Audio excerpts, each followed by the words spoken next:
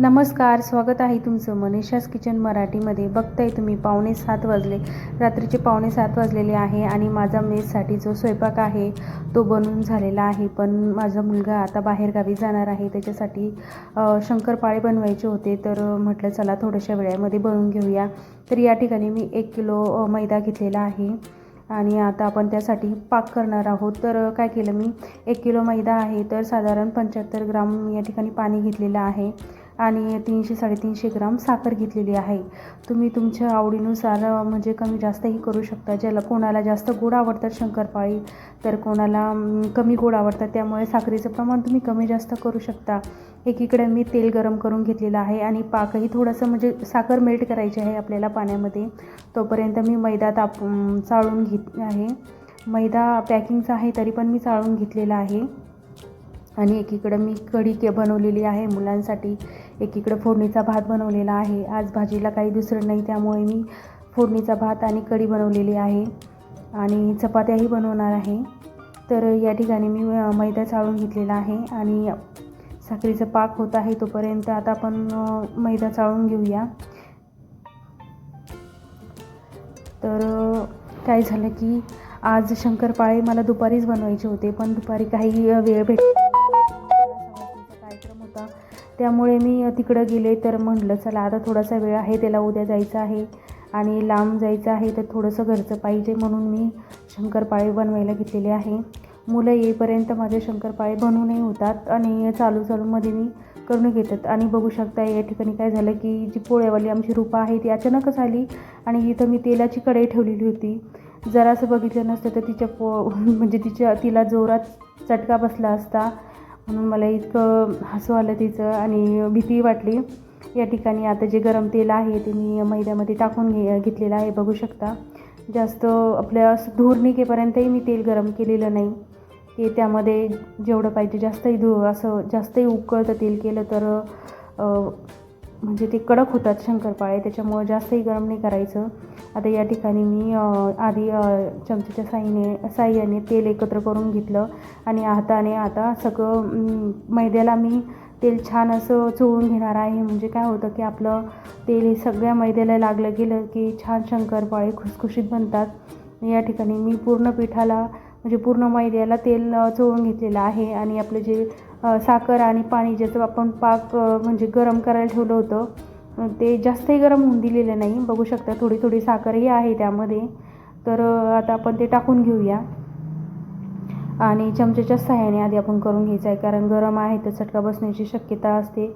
त्याच्यामुळं पूर्ण सावधानीने आपल्याला काम करायचं असतं किचनमधलं सगळ्यात रिस्की काम आहे. तर कसं आहे की आपण जेवढं सावधानपणाने करू तेवढं चांगलं, नाही तर चटका लागण्याची किंवा चाकूने हात कट लागायची खूप भीती असते. तर त्याच्यामुळे किचनमध्ये खूप लक्षपूर्वक काम करावं लागतं. गडबडीतही असलं तरी लक्षपूर्वकच करावं लागतं.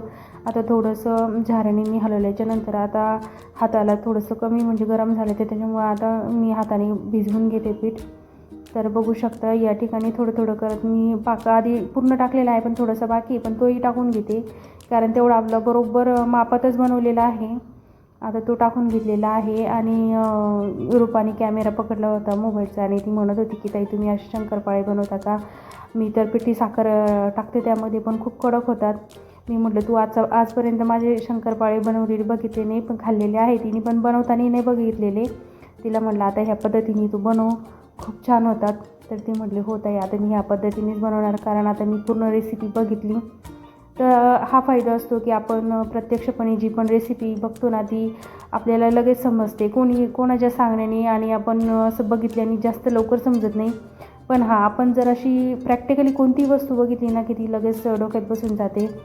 तर तिने बघितल्यावर ते म्हटले हो. आता मी म्हटलं केल्याच्यानंतर मला दाखव, आणि ती म्हटली हो मी करून बघेल आणि आणून दाखवेल. तर बघू शकता या ठिकाणी आपलं पीठ छान मस्त असं लुसलुशीत झालेलं आहे. तर कारण ना याला आता लगेच मी रूपाला म्हटलं तू मला शंकरपाळे लाटून दे, तोपर्यंत मी बाकीची तयारी करून घेते, कारण खूप मुलं यायचे आहेत 7 वाजता. तर बाकीची तयारी असते. बाकीचं मी गॅस वगैरे क्लीन करून घेतला आणि लगेच कढईमध्ये तेल टाकलेलं आहे. आता कसे चालूमध्ये कामं करायची आहे तर मग एकीकडे तेल गरम करते, एकीकडे बाकीच्या गोष्टी असतात. मी तोपर्यंत मुलांच्या पाण्याच्या बाटल्या भरायच्या असतात आणि बघू शकते इकडं मुलंही आलेले आहेत. आता मी त्यांना मध्यंतरी त्यांना थोडंसं बसावं म्हटलं, कारण पोळ्या तयार नव्हत्या. रुपाली शंकरपाळे लाटत होती तर त्यांना थोडंसं बसवलं, म्हणजे तोपर्यंतही येतात. आणि रुपाली इकडं शंकरपाळे लाटून आणि कापलेले आहे तिने, म्हणजे पोळ्याच्या टायमिंगपर्यंत तिने तेवढं काम करून दिलेलं आहे. तेवढंच काम म्हणजे सोपं होतं. आणि कसं असतं, आम्ही प्रत्येक मुलाला गरम पोळी करून देतो, म्हणजे गरम पोळ्याच आम्ही वाढतो. असं करून ठेवलं की कसे मुलं खायला कांकूसपणा करतात. मग कसे पोट भरले पाहिजे त्या हेतूने आम्ही गरमच पोळ्या देतो मुलांना. तर या ठिकाणी आपलं तेलही तापलेलं आहे. आता मुलांना कढी आणि याच्याबरोबर कढी आणि खिचडीबरोबर थोडीशी म्हटलं नरडे किंवा हे आहे समोसे ट्रँगल आहेत, हे तळायचे. हे मी तळून घेणार आहे. कोणी याला आमच्या मेसमधले मुलं कडक नाही म्हणतात. मला खूप हसू आलं की कडकड्या द्या म्हटल्यावर. तर प्रत्येक वेगवेगळ्या भागामध्ये वेगवेगळे नावं असतात प्रत्येक गोष्टीला. ते आपल्या भागात आपण काय म्हणतो, तुमच्या भागात तुम्ही काय म्हणता नक्की कमेंट करून सांगा. हे ट्रँगल समोस्याला तुम्ही काय म्हणतात म्हणून. आम्ही तर हे समोसेच म्हणतो, तळायचे समोसे. कोणी कडक नाही म्हणतो, कोणी कडकड्या म्हणतो, कोणी काही म्हणतो. तरी या ठिकाणी मुलांसाठी मी हे समोसे तळून घेतलेले आहे एकीकडे. आणि आता जे शंकरपाळे तळायचे आहे ते रुपाने कापलेले आहे. आता मी ते थोडे करून म्हणजे एकीकडे मी मुलांना वाढणारही आहे आणि एकीकडे शंकरपाळेही तळून घेणार आहे. कारण छोट्या शेगडीवरती मी मोठी कढई आहे, खूप मोठी कढई आहे. ही दिसताना छोटी दिसते पण खूप मोठी कढई आहे. तर मी हे एकीकडं शंकरपाळे तळणार आहेत आणि एकीकडं मुलांना वाढूनही देणार आहे. तर त्याच्यामुळे काय आहे, आपल्या एका वेळेत 2 कामं सहज होऊन जातात. तर त्याच्यामुळे आता थोडेसे शंकरपाळे टाकून आणि मी त्याला थोडंसं हलवून देणार आहे. तर मी म्हणजे छोटी शेगडी फुल चालू आहे, पण कढई मोठी असल्यामुळे काय की एकदम कमी गॅसवरती छान मस्त लेअरवाले शंकरपाळे आपले होतील. तुम्ही बघा पुढे. आणि जे आम्ही ट्रँगलचे समोसे तळलेले आहेत ते मी एका पन्नीत भरून घेते, कारण हे असं खूप राडा दिसतो किचन वाट्यावरती.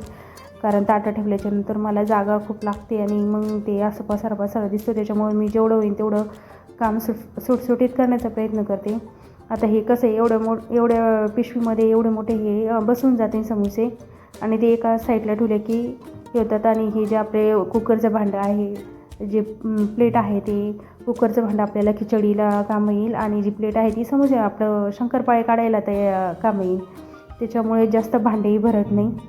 तर एकीकडे मी जी खिचडी आहे त्याचं मस्त कुकर काढलेलं आहे आणि बघू शकता इथे शंकरपाळे किती छान लेअर आलेले आहे आणि एकदम मस्त छान शांतपणे असे ते फ्राय होत आहे ना. तर खूप मस्त असे क्रिस्पी झालेले लगेच दिसून येतात. एकदम मस्त क्रिस्पी होणार आहे शंकरपाळे. आणि या ठिकाणी आपली खिचडी म्हणजे फोडणीचा भातही बघा तुम्ही, एकदम सिंपल फोडणी घातलेली. मी जास्त मसाले वगैरे काही घातलेले नाही आहे. कांदा, टोमॅटो, हिरवी मिरची, हळद आणि अद्रक लसूण पेस्ट जे असतं ते घातलेलं आहे. बाकी दुसरं काही घातलेलं नाही. त्याची रेसिपी मी नंतर दाखवेन तुम्हाला. आणि बघू शकता या ठिकाणी शंकरपाळे मस्त झालेले आहे. आपण जे काल बनवलेले होता व्हिडिओ, तर तो आता त्याला जसा रिस्पॉन्स येईल तसा येईल. पण याच्यानंतर मी कंटिन्यूअसली करायचा प्रयत्न करणार आहे. मेसमध्ये जे पण बनतं ते संध्याकाळचेच मला व्हिडिओ शूटिंग घेता येते सकाळी, कारण मी दुसरीकडे राहते. मेस आपली दुसरीकडे आहे, त्याच्यामुळे सकाळी जमत नाही. पण सकाळी घेण्याचा मी प्रयत्न करणार आहे, कारण सकाळी आम्हाला 11:15 वाजून जातात मेसवरती यायला. 6 किलोमीटर जाण्यासाठी 6 किलोमीटर यायला लागतं. त्यामुळे मग सकाळची तो होतच नाही. दिवसभर मी मेसवरच असते. तर बघू शकता या ठिकाणी फोडणीचा भात, कढी आणि तळलेले जे समोसे आहेत ते. आणि या ठिकाणी मी तळलेले आपले आताच नुकतेच शंकरपाळे केलेले आहे, तेही प्रत्येक मुलाला मी टेस्ट म्हणून देणार आहे. जरी ते माझ्या मुलासाठी बनवलेले असले न्यायला, तरी पण हेही माझेच मुलं आहे, तर त्यांनाही मी टेस्टसाठी देणार आहे. आणि खूप सारे कामं झालेले आहे बघू शकता आणि मुलंही जेवत आहे. तर आजचा व्हिडिओ इथेच संपवते. तर व्हिडिओ कसा वाटला कमेंट करून नक्कीच